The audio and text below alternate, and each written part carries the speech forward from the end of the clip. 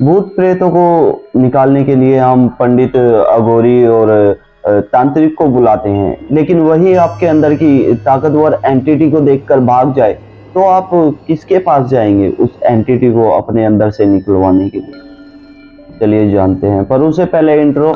नमस्कार दोस्तों, मेरा नाम है शंकर। मैं सुनाता हूँ कहानियाँ, ऐसे किस्से और कहानियाँ जो सच्ची घटना पर आधारित होते हैं और जो पौराणिक कथाओं की कहानियाँ होती हैं, वो मैं आप सभी लोगों तक पहुंचाता हूं। आप सभी लोगों को अगर ये कहानियां मेरी अच्छी लगती हैं तो प्लीज चैनल को सब्सक्राइब करें और अपने दोस्तों को वीडियो शेयर करना ना भूलें।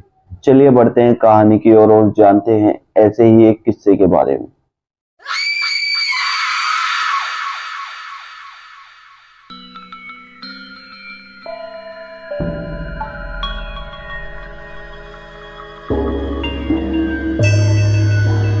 शांतनु एक ऐसे आदमी थे जिन्हें सोशल वर्किंग का बहुत ज्यादा शौक था, इंटरेस्टेड थे इस काम में।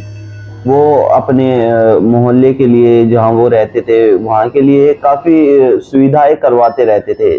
जैसे कि पानी की टंकियां लगवा दी, कोई पार्क बनवा दी, कहीं पे कोई मुसीबत में उसकी हेल्प कर दी, बारात घर बनवा देना, डॉक्टर का चिकित्सालय खुलवा देना, इन सब चीजों में काफी इंटरेस्ट रखते थे।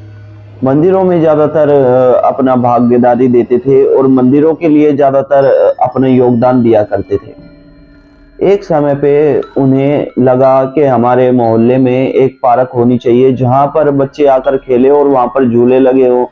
आजकल पार्कों में जिम बना देते हैं, थोड़ा बहुत वर्कआउट करने के लिए वो बनी हो, जहां पर मोहल्ले के लोग आकर भाग दौड़ कर सके, जॉगिंग कर सके। जो लड़के गली मोहल्ले में घूमते हैं, गली मोहल्ले में बैठते हैं, वो पार्क में आकर बैठे। इससे क्राइम भी कम हो जाएगा और लोग अपनी फिटनेस पर भी ध्यान देने लगेंगे, क्योंकि अगर घर के सामने पार्क होती है, आसपास पार्क होती है, तो अपने आप ही मन करता है कि वहां जाओ, जॉगिंग करो और भी कई प्रकार की एक्टिविटीज करें। अब शांतनु जी एक पार्क का काम पास करवा देते हैं और वहां पार्क बननी शुरू हो जाती है।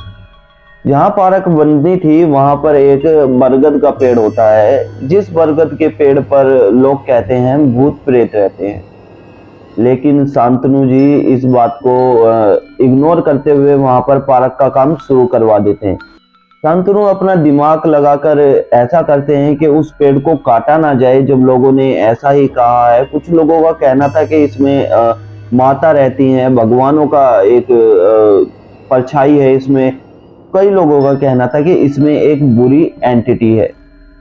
शांतनु ने दोनों बातों को मद्देनजर रखते हुए इस पेड़ को पार्क के कोने में ले लिया, जो कि इस पेड़ की तरफ जिसको जाना है वो जाए, जिसको लगता है कि इसमें भगवान है वो पूजा करे, जिसको लगता है कि इसमें कोई एंटिटी है वो इस पेड़ से दूर रहे।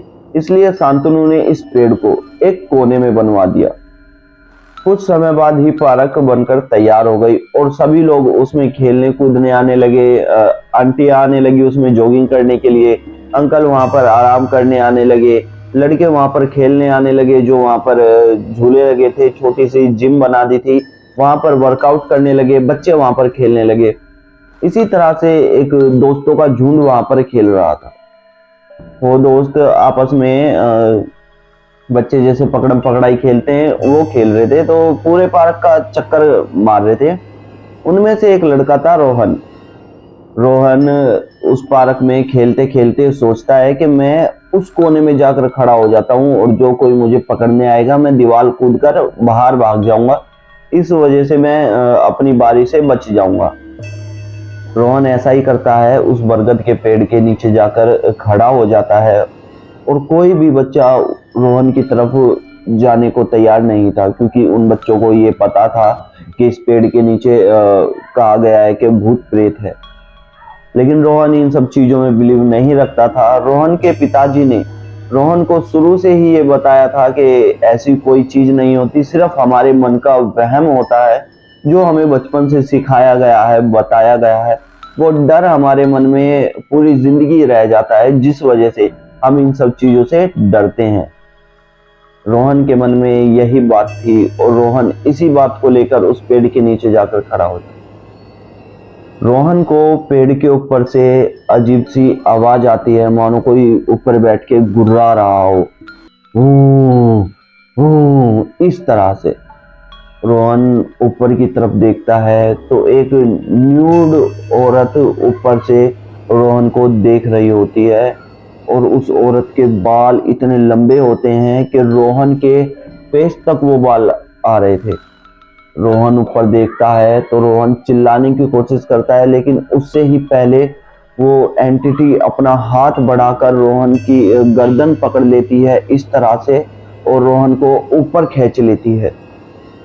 रोहन उसी पेड़ पर बैठ जाता है। थोड़ी ही देर बाद सभी बच्चे अपने घर घर चले जाते हैं। रात हो जाती है। रोहन के घर वाले रोहन को ढूंढना शुरू कर देते हैं। रोहन को जब सब जगह ढूंढा जाता है तो रोहन कहीं नहीं मिलता। जब उनके दोस्तों से पूछा जाता है कि रोहन कहाँ है, तो रोहन के दोस्त बताते हैं कि आंटी हम पार्क में खेल रहे थे और रोहन काफी देर पहले ही वहां से चला गया था। हम सभी ने सोचा कि रोहन अपने घर चला गया होगा, इसलिए हम सब भी वहां से आ गए। रोहन के पापा रोहन को देखने के लिए दूसरे मोहल्ले में चले जाते हैं, दूसरी जगह चले जाते हैं। रोहन की मम्मी ये बात सुनकर उसी पार्क में जाकर रोहन को ढूंढना शुरू कर देती है। जोर जोर से आवाज लगाना शुरू कर देती है पार्क में, रोहन रोहन कहाँ हो रोहन। इस तरह से रोहन की मम्मी पूरी पार्क में देखती है तो उन्हें पार्क में से एक कोने से हंसने की आवाज आ रही थी, मानो कोई जोर जोर से हंस रहा हो, चिंगाड़ियां मार मार के हंस रहा हो। रोहन की मम्मी जब उस कोने में जाकर देखती है जिस कोने में बरगद का पेड़ था, तो रोहन उस बरगद के पेड़ की एक डाली पे बैठकर जोर जोर से हंस रहा था, चिंगाड़ियां मार रहा था। रोहन की मम्मी ये चीज देखकर काफी डर जाती है। रोहन को किसी तरह से पास वालों की मदद लेकर उस पेड़ से उतारती है और घर ले जाती है। रोहन नीचे उतरकर थोड़ा नॉर्मल हो गया था, अपनी मम्मी को देखकर पहचान रहा था, बोल रहा था मम्मी गलती हो गई, पता नहीं मुझे क्या हो गया था एकदम से। रोहन की मम्मी रोहन को घर ले जाती है। घर ले जाने के बाद वहां पर रोहन के पापा को भी फोन कर दिया जाता है, कहा जाता है कि मोहन जी आप घर आ जाओ, रोहन आ चुका है। मोहन जी भी अब घर आ जाते हैं। घर पे मोहन जी ने फ्रेश चिकन बनाया था। मोहन जी खासकर घर पे चिकन बनाते रहते थे, क्योंकि मोहन जी को भी और घर पे बच्चों को भी चिकन काफी पसंद था। रोहन जितना चिकन खाता था उससे ज्यादा, बल्कि मैं यूं कहूं कि पूरे घर वालों के हिस्से का रोहन अकेला चिकन खा चुका था। करीब 12 या 13 रोटी खा चुका था।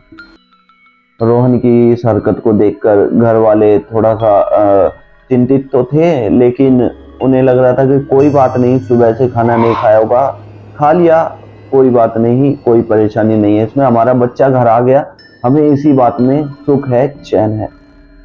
थोड़ी ही देर बाद रोहन अपने कमरे में चला जाता है, तो सभी अपने कमरे में जा जाके सो जाते हैं। रोहन न जाने कैसे किस तरह से घर से बाहर चला जाता है।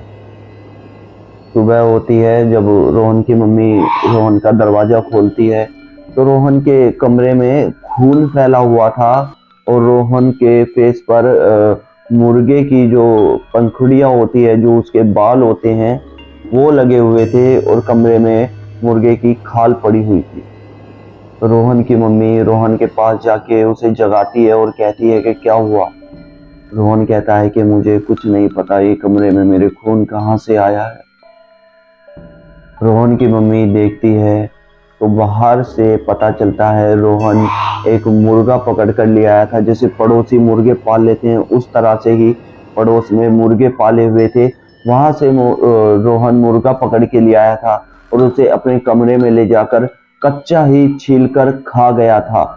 रोहन की ये बात देखकर रोहन की मम्मी और पापा समझ जाते हैं कि अब रोहन कोई नॉर्मल नहीं है, क्योंकि रोहन ने आज से पहले कुछ ऐसी हरकतें नहीं की थी।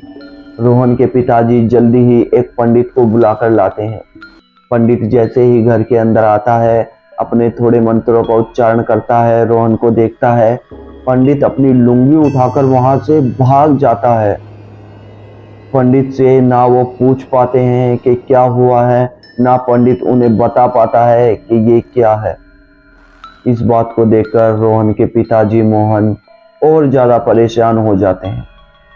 वो पड़ोसियों से जानकारी लेते हैं, अपने रिश्तेदारी में फ़ोन करते हैं, तो उन्हें एक तांत्रिक बाबा का नंबर मिलता है। वो उन तांत्रिक बाबा को फ़ोन करते हैं और उन्हें सारी परेशानियों के बारे में बताते हैं, और तांत्रिक बाबा उन्हें कहते हैं कि रुकिए, मैं थोड़ी ही देर में आपके घर पर आता हूँ। जैसे ही शाम ढलती है, तांत्रिक बाबा उनके घर पहुँच जाते हैं। तांत्रिक बाबा को कुछ शक्तियाँ प्रदान थी, उन्होंने अपनी ऐसी आराधनाएँ की थी जिस वजह से वो इतने शक्तिशाली थे कि उन्हें रोहन के घर में जाते ही उस एंटिटी के बारे में पता चल जाता है। अंदर जाकर जब वो कुछ मंत्रों का जाप करते हैं, तो वो रोहन के पापा को बताते हैं कि इसके अंदर एक पिशाचिनी है जो इसके ऊपर उस बरगद के पेड़ से ही लगी है। रोहन के पापा इस बात को सुनकर बहुत परेशान हो गए थे और डर चुके थे।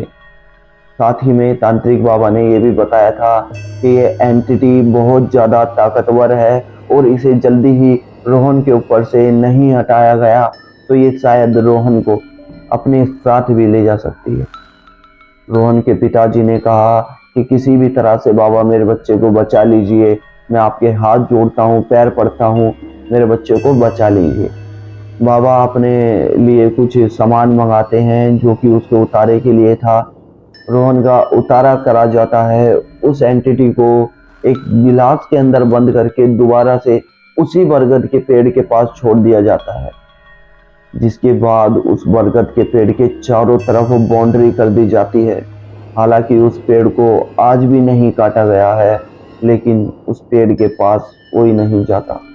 रोहन के इस हादसे के बाद वहां पर एक बड़ा सा बोर्ड लगा दिया गया है कि इस पेड़ के पास जाना मना है। जो भी इस पेड़ के पास दिखा उस पे बड़ा जुर्माना लगाया जाएगा, साथ ही उसको सजा भी दी जाएगी। रोहन आज बिल्कुल ठीक है और रोहन आज स्कूल पढ़ता है। अगर आपने कभी ऐसी ही घटनाओं के बारे में सुना है तो हमें कमेंट सेक्शन में यस लिखकर जरूर बताएं। आपको हमारी कहानी अच्छी लगती है तो नीचे काफ़ी सारे बटन हैं, आपको जो अच्छा लगे आप दबा सकते हैं। Like, share, comment, subscribe button है, आप प्लीज़ कुछ भी दबा दीजिए। मेरा नाम शंकर है। अगली कहानी में मिलते हैं जल्दी ही।